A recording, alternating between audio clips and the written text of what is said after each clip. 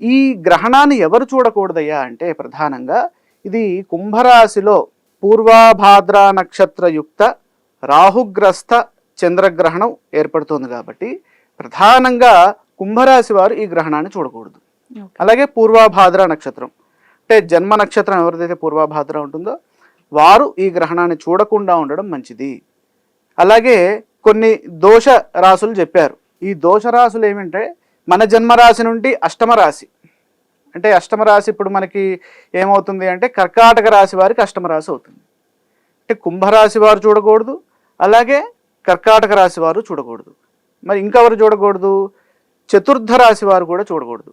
4వ రాశి అంటే ఇక్కడ వృశ్చిక రాశి, వృశ్చికము, ధనుస్సు, మకరం, కుంభం, ఈ వృశ్చిక రాశి వారు కూడా ఈ గ్రహణాన్ని దర్శించకూడదు. అలాగే మీనరాశికి ద్వాదశ స్థానంలో ఏర్పడుతుంది కాబట్టి వారు కూడా ఈ గ్రహణాన్ని చూడకుండా ఉండడం మంచి ఫలితాన్ని ఇస్తుంది. మిగతా రాశుల వారందరూ ఈ గ్రహణాన్ని చక్కగా చూడొచ్చు.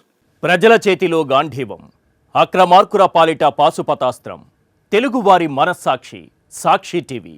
సాక్షి టీవీ ప్రసారాల కోసం వెంటనే మీ లోకల్ కేబుల్ ఆపరేటర్ను సంప్రదించండి.